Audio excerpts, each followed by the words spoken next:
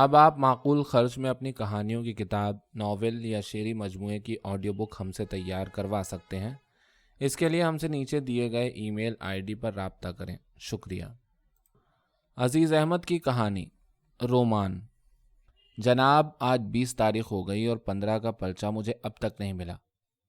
جی میں آئی کہ میں ان سے کہوں کہ حضرت، دروازے پر جلی حرفوں میں نائب مدیر لکھا ہوا ہے۔ نائب مدیر کا کام لفافوں پر پتے لکھنا یا ڈاک لے جانا تو نہیں ہے۔ اگر آپ کا پرچہ نہیں ملا تو ڈاک خانے والوں سے شکایت کیجیے یا مینیجر کا دروازہ کھٹکھٹائیے۔ لیکن جب میں نے نووارد پر نظر ڈالی تو میری یہ خواہش جی کی جی ہی میں رہ گئی، کیونکہ وہ خاکی وردی میں ملبوس تھا اور اس کے شانوں پر 3 ستاروں کی جھلملاتی ہوئی قطاریں اس کے کپتان ہونے کا اعلان کر رہی تھیں۔ چنانچہ قدرتی طور پر میری زبان سے نکل گیا، تشریف رکھیے۔ وہ بے تکلفی سے ایک کرسی گھسیٹ کر بیٹھ گیا۔ میں نے ایک نظر میں اس کا جائزہ لیا۔ وہ بہت کم عمر معلوم ہوتا تھا اور اتنی جلدی کپتان کے عہدے پر پہنچ جانا اس کی غیر معمولی ذہانت کی دلیل تھی۔ اس کے چہرے کے خطوط سے لاپرواہی عیاں تھی اور اس کی مسکراتی ہوئی آنکھوں میں ایک میٹھا اور خاموش علم سمویا ہوا معلوم ہوتا تھا۔ اس کے لہجے میں ایک خاص لطافت اور طرز ادا میں ایک عجیب دلکشی تھی۔ اس کی نگاہوں کی سنجیدگی اس بات کی غماز تھی کہ اس غیر شاعرانہ زندگی میں داخل ہونے کے باوجود اس نے احساس اور فکر کی دولت نہیں کھوئی ہے۔ میں نے اس کا خریداری نمبر پوچھا اور مینیجر کے نام ایک پرچہ لکھ کر چپراسی کو رسالہ لانے بھیج دیا۔ میرے سامنے کتابت شدہ کاپیاں پڑی تھیں اور میں ان میں سے تازہ پرچے کے لیے مضامین کا انتخاب کر رہا تھا۔ انہی میں ایک افسانہ رومان بھی تھا۔ اس کی نظر فوراً اس کی سرخی پر پڑی اور اس نے چونک کر پوچھا، میں یہ رومان دیکھ سکتا ہوں؟ شوق سے میں نے کہا، اور ساتھ ہی یوں ہی کہہ دیا، آپ کو رومان سے خاص لگاؤ معلوم ہوتا ہے۔ اجی نہیں، اس نے لاپرواہی سے کہا۔ پھر یکایک پہلو بدل کر بیٹھ گیا اور بولا، سمجھ میں نہیں آتا کہ آپ لوگ رسالے میں رومانی ادب کو اتنی نمایاں جگہ کیوں دیتے ہیں، حالانکہ آپ خود اکثر ایڈیٹوریل میں ترقی پسند ادب کے حمایتی ہونے کا دعویٰ کیا کرتے ہیں۔ تو کیا آپ کا خیال ہے کہ رومانی ادب ترقی پسند رجحانات کا آئینہ دار نہیں ہو سکتا؟ ہرگز نہیں۔ رومان زندگی کا خواب ہے اور ترقی پسند ادب حقیقت سے بحث کرتا ہے، نہ کہ خواب سے، اس نے نفرت سے کہا۔ ایک فوجی کی زبان سے ادب کے متعلق ایسے خیالات کا اظہار کچھ عجیب سی بات تھی، لیکن چونکہ میں پہلے ہی اس کے متعلق اچھی رائے قائم کر چکا تھا، اس لیے مجھے کوئی خاص تعجب نہیں ہوا اور میں نے گفتگو جاری رکھی۔ رومان زندگی کا خواب صحیح، لیکن ایک خاص عمر میں ہر کوئی یہ خواب دیکھتا ہے اور اپنی عالمگیر مقبولیت کے سبب اس نے ایک اہم مسئلے کی صورت اختیار کر لی ہے۔ ایسی صورت میں ہم اسے نظر انداز کیوں کر سکتے ہیں؟ کیوں نہیں کر سکتے؟ اس نے جواب دیا۔ یہ بھی تو سوچئے کہ یہ خواب کس قدر مختصر ہے، کتنا عارضی ہے۔ حقیقت کی دوپہر چڑھتے ہی یہ برف کے گالوں کی طرح بکھر جاتا ہے۔ زندگی کے لاتعداد مسائل، بے شمار حقیقتوں اور انگنت تلخیوں کے سامنے اس عارضی احساس، اس وقتی تاثر کی کیا اہمیت ہے؟ اس کے لہجے میں جوش پیدا ہو رہا تھا۔ میں کچھ بولنے ہی والا تھا کہ اس نے پھر کہنا شروع کیا، جو شخص خواب سے بیدار ہو چکا ہو اور یہ جان چکا ہو کہ یہ خواب تخیل کے فریب اور احساس کی گمراہی کے سوا کچھ بھی نہ تھا، اس کے نزدیک یہ کبھی اہم مسئلہ نہیں بن سکتا۔ یہ آپ کیسے کہہ سکتے ہیں؟ میں نے پوچھا۔ بہت سے لوگوں کے لیے رومان کے سائے میں گزارے ہوئے لمحات کی یاد ہی تسلی اور سہارے کا ذریعہ بن جاتی ہے۔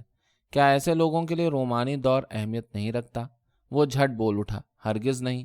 میں دعوے کے ساتھ کہہ سکتا ہوں کہ رومان کا نشہ ٹوٹنے اور حقیقت کے کسل سے دوچار ہونے کے بعد کوئی بھی جھوٹی تسلیوں پر گزارا نہیں کر سکتا۔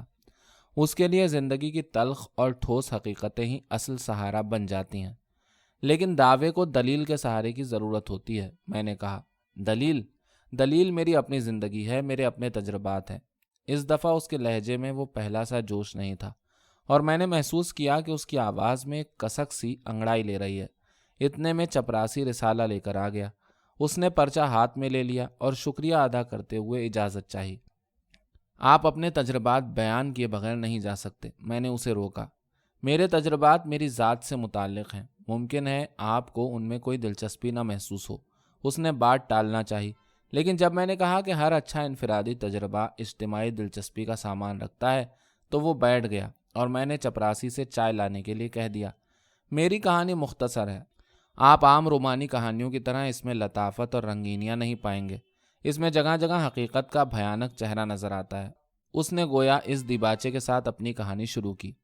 میں ایف اے میں پڑھتا تھا اور بے حد رومانی طبیعت پائی تھی۔ سدا رومان اور محبت کے خواب دیکھتا رہتا تھا۔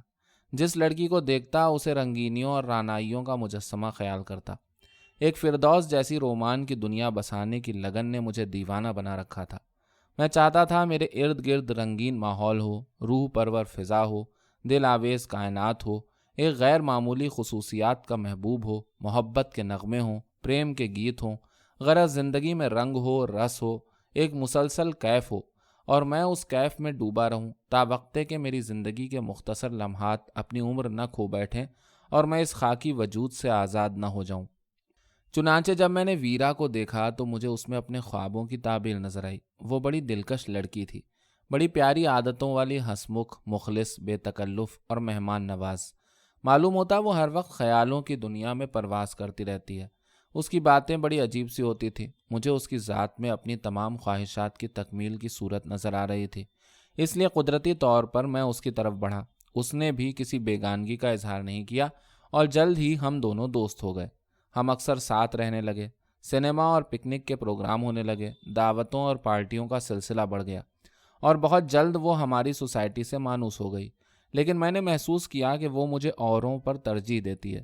اس کی بیشتر توجہ میری دلجوئی میں صرف ہوتی تھی۔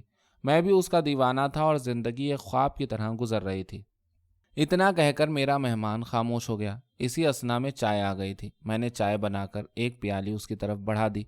تھوڑی دیر خاموش رہنے کے بعد اس نے ایک گھونٹ میں پیالی خالی کر دی۔ میں اس کی پیالی میں دوبارہ چائے بنانے لگا اور اس نے کہنا شروع کیا۔ ایک عرصے تک ہم لوگ رومان کے جھولے میں جھولتے رہے، لیکن رومان کے جھولے میں جھولتے رہنا تو کافی نہیں تھا۔ زندگی کے پھول سے رنگ و بو اخذ کرنے کے لیے حقیقت کی زمین پر اترنا بھی تو ضروری ہوتا ہے۔ ہر چند ہم دونوں کی روحوں کا ملاپ ہو چکا تھا، لیکن حقیقی خوشی کے آنگن میں قدم رکھنے کے لیے سماجی بندھن لازمی تھا۔ مگر کسی دوسری زندگی کا بار اپنے شانوں پر اٹھانے سے قبل مجھے خود اپنے قدموں پر کھڑا ہونا ضروری تھا۔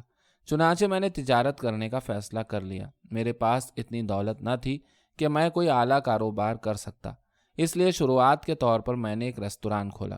چونکہ یہ رومانی خواہشات کی تکمیل کی غرض سے کھولا گیا تھا، اس لیے ویرا کی خواہش کے مطابق میں نے اس کا نام بھی رومان رکھا۔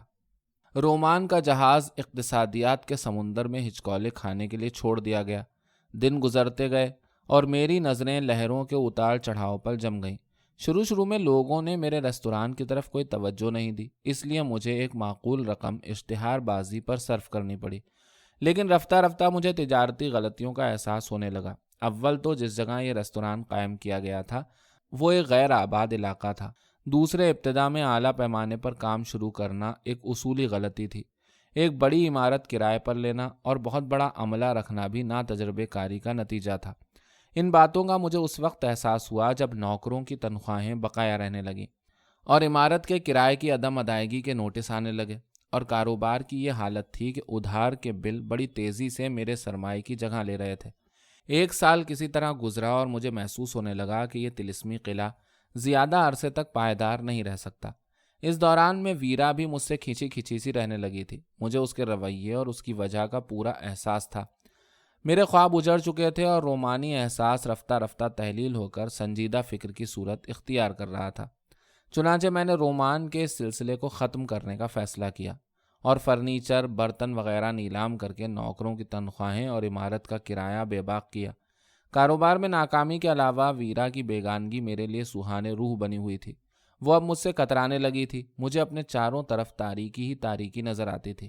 وہ دل جو مدت سے رومان کے سہارے جیون کی لہروں پر تیر رہا تھا، اپنا سہارا کھو کر ڈوبنے لگا تھا۔ میری زندگی قنوطیت کا شکار ہو رہی تھی اور ایک نہایت ہی بھیانک اور بے کیف مستقبل میرے سامنے تھا۔ پھر یکایک اس تاریکی میں امید کی ایک کرن چمکی۔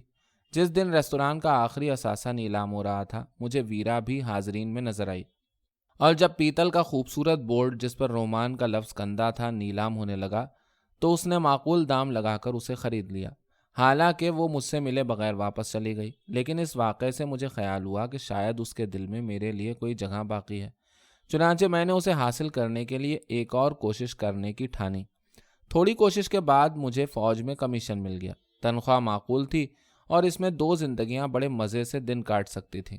مجھے یقین تھا کہ اب ویرا کو میری زندگی میں آنے میں کوئی اعتراض نہ ہوگا، لیکن جب میں نے ایک دوست کے ذریعے اپنی اس خواہش کا اظہار کیا تو اس نے جواب دیا، وہ میری رومان بھری امنگوں کی قدر نہیں کر سکتا۔ ایک فوجی کو رومان کی لطافتوں سے کیا واسطہ؟ سنا آپ نے، میں اس کی رومان بھری امنگوں کی قدر نہیں کر سکتا۔ کیا خوب! گویا غالب کی طرح میرا پیشہ بھی 100 پشت سے سپاہ گری ہے۔ یہ فوجی زندگی میں نے اختیار کس کے لیے کی؟ اپنی زندگی کی لطافتوں کو اس غیر شاعرانہ ماحول میں کس کے لیے جھونک دیا؟ وقت سے پہلے تعلیم ترک کر کے اپنے پیروں پر کھڑے ہونے کی کوشش کس کے لیے کی؟ اور نتیجہ، میری قربانیوں کا مذاق اڑایا گیا۔ کپتان خاموش ہو گیا، پھر اس نے جیب سے ایک سگار نکال کر سلگایا اور ٹوپی اٹھا کر کھڑا ہو گیا اور کھڑے کھڑے گفتگو جاری رکھی۔ کچھ دنوں مجھے بڑا ملال رہا، لیکن اب مجھے سکون حاصل ہے، کیونکہ میں جانتا ہوں کہ رومان کا خیال ہی خام تھا۔ رومان محض توہم کا نام ہے۔ ایک لمحے کے لیے کسی کے دل میں خوشی کا خیال آ جائے، یہی رومان ہے، اس سے زیادہ کچھ بھی نہیں۔ رومان کو حقیقی زندگی اور سچی خوشی سے کوئی سروکار نہیں۔ اتنا کہہ کر وہ جانے لگا۔ میں نے پوچھا، آپ نے اپنا اسم گرامی تو بتایا ہی نہیں؟ مجھے حسن کہتے ہیں، اس نے لاپرواہی سے کہا اور دروازے کی طرف بڑھا، لیکن یکایک مڑا اور میری میز کے قریب آ کر تیزی سے بولا، اور سنا آپ نے، پچھلے ہی ہفتے ویرا نے ایک فوجی لیفٹیننٹ سے شادی کر لی، ایک لیفٹیننٹ سے جو عہدے اور عزت میں مجھ سے کم ہے۔ کیا خیال ہے آپ کا؟ یہ کہہ کر اس نے سلام کیا اور یہ جا وہ جا۔ چائے کی پیالی بھری ہوئی میرے سامنے رکھی تھی، میں نے اسے ہونٹوں سے لگا لیا۔ چائے کپتان حسن کے جذبات کی طرح سرد ہو چکی تھی۔